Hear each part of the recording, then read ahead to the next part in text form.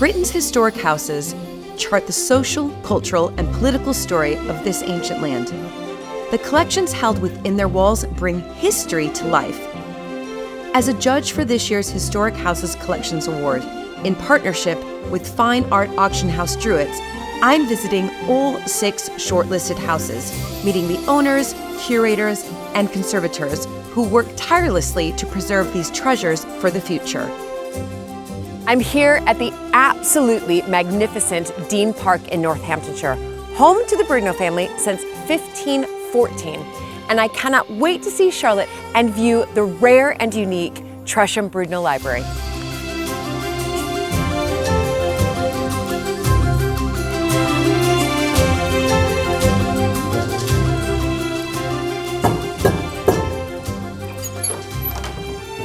Hello! Welcome to Deene! Welcome. English and then American. Lovely big hug. There we go. Oh. Lovely big hug. You're gonna have to remind me a little bit, Charlotte, of just the architectural history here. See, we are an amalgam of architecture. We've got sort of medieval, we've got Tudor, we've got quite a lot of Jacobean, and then the Regency enfilade, the modern bit, as I called it. I love it that the Regency is modern. There was also a Victorian ballroom, but unfortunately that was pulled down before it got dry rot. So you come round Deene and it's an architectural romp. Yeah.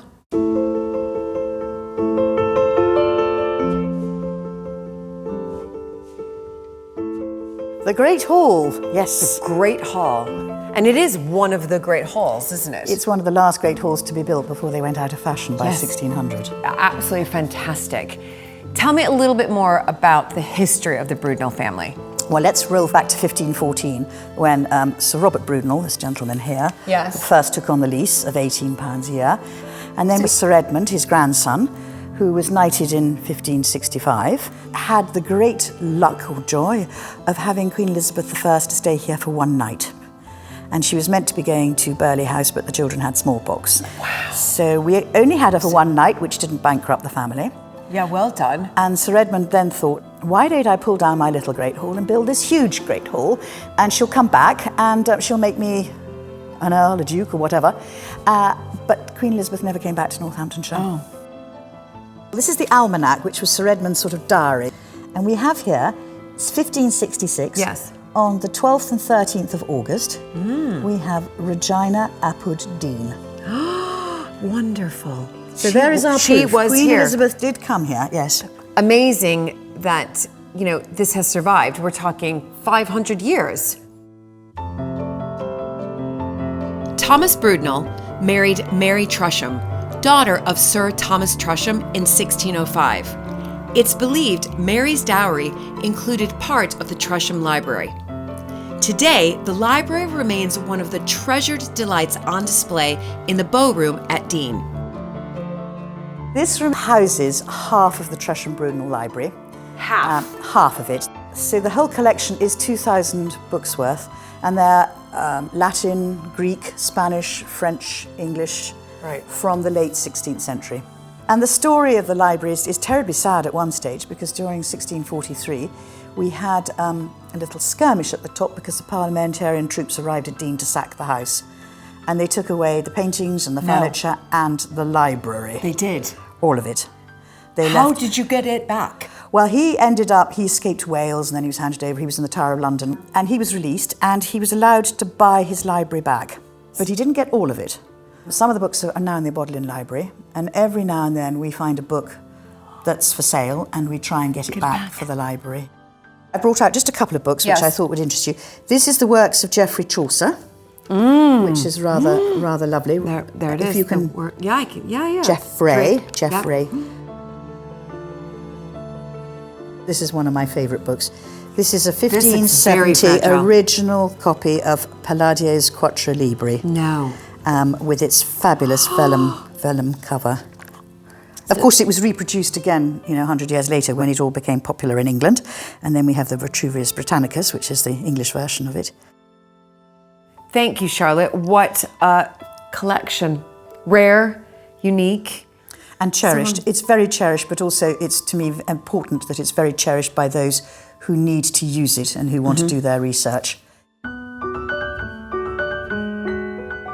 Caroline Bendix, specialist library conservator, has taken on the precious task of stabilizing the collection to ensure its survival for the future. The major threat is gravity. And gravity is a problem because book covers are bigger than their pages. So let's just have a little look at this one. Okay. And what we have here is, as we have with most hard-covered books, the pages are smaller than the cover. So what happens is that gravity starts to pull here because this is the unsupported foredge of the book. And that, in due course, will tear the cover off the pages. So, I mean, even just looking at this little book, we've got a Thomas Brudenell practicing his signature. Oh my goodness, and that is instantly making that person come alive. He's not just a portrait, he's not in a painting, he's a real person practicing his signature, and that's just in this little book. But to stop it sagging. Yeah, so how do you do that? What we do is we have this, which is called a book shoe, which has this text block support. So the text blocks the pages, this support is tailor-made to fit in that gap under the pages. It was designed by Dr. Nicholas Pickwoad in the 1970s, particularly for historic house libraries, so that it doesn't have a spine or a top to it, so that when it goes back in the bookshelf, oh my gosh, you can see that it's pretty much invisible. Of course, the problem with this is it takes up space. Right. But there is a solution, and that solution is just here. And what we do is we get a piece of archival board and we put it on the shelf, and then we stick the support directly underneath the book. It's not as good as the book shoe, but at least takes that gravitational threat away. That is clever. Gosh, this has been a real special treat for me. So thank you, thank you. My pleasure.